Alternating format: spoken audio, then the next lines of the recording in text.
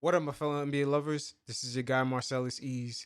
You know, Shaq better watch himself because Donovan Mitchell and the Utah Jazz could potentially make him eat his words. Now, a lot of people kind of took offense to the way Shaq was talking to Mitchell, but Shaq once in his career was going through a phase where he was getting swept by the Portland Trailblazers in the playoffs, and people were questioning whether he could get to the next level. Now, this season, we're seeing some key historical things coming from the Utah Jazz. For starters, in their last 20 games, they're 19-1, only lost to a Denver Nuggets team, which is ranked to be pretty good. But at the end of the day, they were able to pull off key victories in one matchup against them, and also in key matchups against Milwaukee twice, once in Philadelphia. And I'm not going to count these matchups so much as to having an idea whether this team is good or not. They did defeat the Golden State Warriors, the Dallas Mavericks, and the Boston Celtics. But those teams right now are still unproven. But a lot of key things right now I'm looking at this Utah Jazz team, they're able to dominate the teams that they should dominate. And they could be the real deal. Now this season also, I gotta say, Jordan Clarkson, Bogdanovich, Joe Ingles, Mike Conley, they're shooting like crazy right now. Matter of fact, their shooting percentages is even better than Donovan Mitchell's, which is crazy. And also on the defensive end, Royce O'Neal, Joe Ingles, Favors, Goldberg, Mike Conley, and Oni are also doing their thing on the defensive end. So when you combine that with Donovan Mitchell bringing some of that juice from the bubble, it makes for a nice little recipe for success. Now they're going to talk about if the Utah Jazz are a threat to the Lakers, and every once in a while I'll check in. Um, at this particular moment, I'm going to have to go with the Jazz. And it's strictly because of depth. I understand that they don't have Kawhi Leonard and they don't have Paul George, but I believe in Donovan Mitchell. I believe that Donovan Mitchell is a stud. Now, I'm not an overall believer in the Jazz in terms of them knocking off a healthy Los Angeles Lakers squad, which is the position that I took yesterday.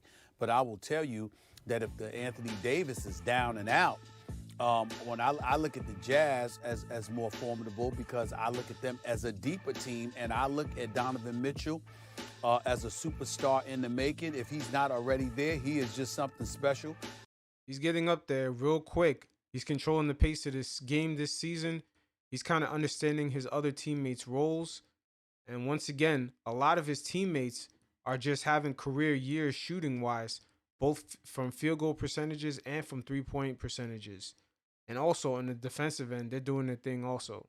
This is making for a dangerous recipe in the Western Conference. He doesn't fold or fade come playoff time. He's going to make sure his presence is felt. And then I look at what they do defensively. They're like third in the league defensively. They're fourth offensively. They distribute the ball. They've got how many dudes? 1, 2, 3, 4, 5.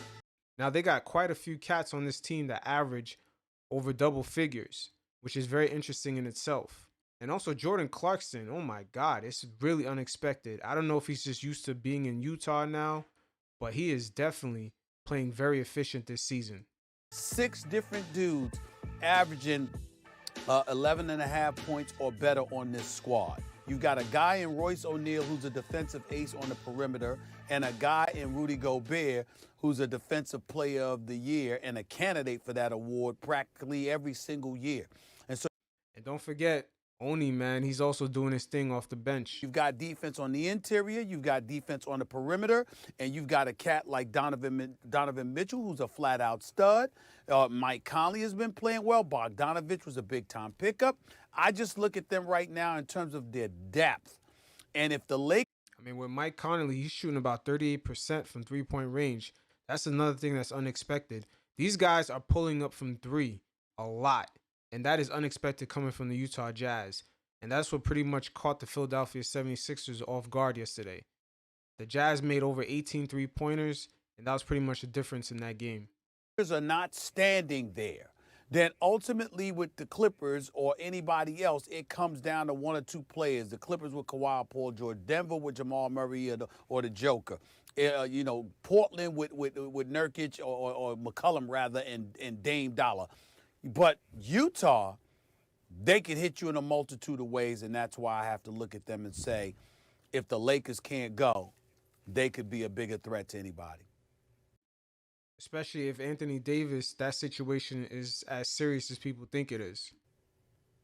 Well, I actually think the Clippers are also extremely deep. I admit this is extremely close because Donovan Mitchell showed in the playoffs, Stephen A., that when it matters most, he is a superstar. Whether he's a star or a superstar normally, when it matters most, he's a superstar. We'll see if Mike Conley can be that too, and then you have a 1-2 punch maybe. And Paul. Now, another thing we could look at here is that this season, because there is no fans in the stands and doesn't create the atmosphere, I'm wondering if a lot of guys are going off because of it. Now, I'm not surprised that Jordan Clarkson dropped 40 points in this game, but we also got to consider the atmosphere. Players like Jordan Clarkson and other guys, maybe not on Donovan Mitchell's level, they're pretty much going off. We even seen in New York with Julius Randle going off, and a lot of guys, to people's surprise, are having career years. But this is a very unusual season, but this is another thing that we kind of have to factor in. George also needs to show he can be that deuce to Kawhi's ace. But what it comes down to for me is, do I want Kawhi Leonard and Paul George or Donovan Mitchell and Mike Conley? I want Kawhi Leonard and Paul George. And I have to believe one of these postseasons, Paul George is really going to show up. But I like the long, athletic, elite two-way wing players. And that's what the Clippers have. In terms of the depth, you're absolutely right to point out the Jazz depth and Royce O'Neal and guys like that who can really 3-and-D. You know, a lot of times the team has a guy on the bench. Oh, shit, even Joe Ingles is 3-and-D'ing right now. And that's very unexpected. He's usually just a good three-point shooter, but even he's defending at a high rate right now. A 3-and-D player, not really, in name mainly, but a guy like O'Neal's a real 3-and-D guy, an elite guy in that respect. And you point out Gobert and all the different parts that they have, Bogdanovich, they really do have a lot of good parts. So do the Clippers. So do the Clippers. And by the way, they've been all banged up. Even Batum is starting to get nicked up now, right? But one key thing you got to look at with the Clippers, that point guard position is still not filled. Who's going to control the pace? Because Utah Jazz got Mike Conley, who's a very smart strategic game manager. Every position the Utah Jazz have, they have a dynamic wing player in Mitchell. They have Conley at point guard. They have a great defensive center. They have certain pieces that are needed in certain key positions. My only thing with the Clippers is that in crunch time, who's controlling the pace if they're only up by 2 or if they're down by 1 with less than a minute left? Who's going to create shots for Kawhi and Paul George? Because Lou Williams, last year in the bubble, this was pretty much the conundrum that they were in. Lou Williams is not a guy that's going to create shots for others. So they had Kawhi and PG just taking ISO shots, kind of in awkward positions, and they're just not those guys that tend to make things happen in that type of way. Beverly's missed time, and Kawhi and Paul George, they're only 2.5 games behind the Jazz in spite of all those injuries. So they have their big two, but they also have Ibaka, and they also have Patrick Beverly, and they also have Lou Williams, and they also have Marcus Morris. And I mentioned Nick Batum, who's had a career renaissance, and he's a very good player when healthy and on the floor and motivated, which he seems to be. I haven't even mentioned, like, I don't know, Reggie Jackson or you know. Now, Nick Batum, that could be a key factor right there that could make that matchup very interesting. Nick Batum is a guy that's coming out of nowhere and is having a resurgence, which is very unexpected because he was pretty much just collecting checks down in Charlotte. They like the Jazz, are an extremely well-coached Ty Lue, Quinn Snyder, both elite coaches, an extremely well-coached and deep team. For me, it comes down to whose 1-2 punch do you like best? I like the Clippers a little more than the Jazz. Well, I wouldn't look at too much of a 1-2 punch in this scenario. I know the Clippers got PG and Kawhi, but the Utah Jazz are very interesting because they kind of give me a 2004 Detroit Pistons vibe, where they just have enough pieces in every single position that they need to make an impact. But once again, my only thing with the Clippers, I would rank them a little bit over the Jazz right now, but the Clippers still have to prove themselves. And if they just make a move at that point guard position before the trade deadline, maybe go after a guy like Kyle Lowry up in Toronto, they need someone to control that pace at that position to get Paul George and Kawhi Leonard a little bit more comfortable shots because they definitely need a setup man right now. I don't view the Jazz as a 1-2 punch. I think their one punch is their defense. Their 1-2 punch is Donovan Mitchell and his supporting cast, whoever that may be on a night-in, night-out basis. It could be Conley one night, Bogdanovich another night, Rudy Gobert another night, et cetera, et cetera. But they are an elite defensive team, in my estimation. Not to say that the Clippers are not, but they definitely are. Number two, I've got the backdrop of two dudes folding and goals in Game 7. Number three, I'm not a fan of the Luke Kennard pickup. I mean, I know he's no scrub and he can shoot the ball, but I've never been a fan of that. You know, to me, to some degree, and I don't know how because I need to watch them a little bit more because obviously I'm a very... Now, you see in that highlight right there, Donovan Mitchell just taking a straight up three. No dribbling. That's one thing that he's improved this season that's going kind of low-key unnoticed, is that this guy is literally catching and shooting threes. That was not something that was in his repertoire from before. Very busy man, you know, hosting 3 damn shows for crying out loud. I got to tell you, I mean, Lou Williams doesn't seem to be like himself. I think that something has compromised him to some degree. Don't get me wrong, he's still averaging like 12 a game, whatever, but this is Lou we talking about here. This is Lou Williams. That's because they probably got him playing off his game. They want him to be sort of like a Mike Conley, kind of like a game manager. But Lou Williams is supposed to be a spark off the bench to get you some points, to create shots on his own. And if others get open because he's doing his thing on the ISO end, then it is what it is. But he's not really a setup guy to have him play point guard when you're down 10 to 15 points in the fourth quarter. He's just not that guy. Understand 6th man of the year and all that. I mean, this dude right here, he is a scoring machine, and I'm not seeing what I'm accustomed to seeing him. And I saw his minutes compromised a bit early in the season. I was wondering what the hell's going on with Ty Lue, who I think is a coach of the year candidate, by the way. I think he's doing a hell of a job. But in the end, what it comes down to is that the Clippers, you know where they're going, and you know who they're going to rely upon when all is said and done. And that's the problem, Stephen A. They can't just give the ball to Kawhi and have him go ISO at the end of games. That was their main issue last season in the bubble, particularly against Denver. They didn't have anyone to control the pace. That's why they lost the lead. And then when they were down by 10 to 15 points with like 4 or 5 minutes left, they didn't have a setup man. And it's going to come down to Kawhi and Paul George. I got news for you. Crunch time, money on the line. There are very, very few people in this world that I'd be more comfortable giving the ball to than Donovan Mitchell. The brother is a stud. I'm with you. Donovan Mitchell's a stud. He is the Wayne Wade 2.0. He's the new version of Dwayne Wade. And we've seen glimpses of that in his rookie season in the playoffs against OKC. He was definitely not scared of the big moment. And he could level up and go to a different level.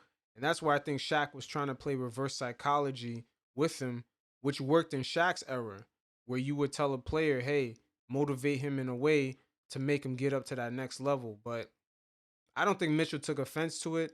Mitchell should actually take it as a compliment because Shaq potentially sees Mitchell to go up to another level, to almost be at Shaq's level, as far as being a star and a guy who could take his team over the hump. That's who Donovan Mitchell is to me. Well, yeah, either 2.0 or 0.9. All right, whatever Wade works. heights. We don't know if he's 2.0. You know what I'm but saying? He is. I get it. I get it about the Dwayne ilk. Wade comparison. I'm a huge Donovan Mitchell fan. But in spite of Kawhi's choke in Game 7, Stephen A., he had another all-time great playoff run last year, followed by one of the greatest postseasons of all time the year before. He's a 2-time Finals MVP. So Kawhi, I also very much trust in that situation. One thing I'll say is the Clippers may have the best 2 players in the series, maybe, depending on how Paul George plays. But the Jazz are a little deeper on top. Like Bogdanovich and Gobert are better than anyone else other than the big 2 on the Clippers. And then Joe Ingles kind of factors in also, which even puts that team further away, especially coming off the bench. I mean, I can't believe Joe Ingles this season is even playing well on the defensive end. I want to point this out, though. When Kawhi and Paul George have been on the court together this season, you can argue the Clippers have been the best team in basketball. They are outscoring opponents per 100 possessions except by for over when they lost 20 to Brooklyn. points. Except They've for been when they lost to Brooklyn. unstoppable. And you wondering why Lou Williams is struggling to find minutes for Lou Williams. He can't be on the floor at the same time as these two guys. That's another issue. And you've seen it last year in the bubble against Denver. Except for when they lost to Brooklyn. And I'll end it by saying this, Max Kellerman, something for you to sit on, you and Charlie. You know, that's another angle about the Anthony Davis injury. You let us down by not meeting LeBron in the conference finals last year, Kawhi Leonard. Well, with Anthony Davis out, this might be the Clippers' best chance ever. If Anthony Davis isn't 100%, and somehow, some way, somebody else comes out of the West, other than the Clippers, if Anthony Davis goes down for the Lakers, are you hearing anything? Are you hearing anything about AD?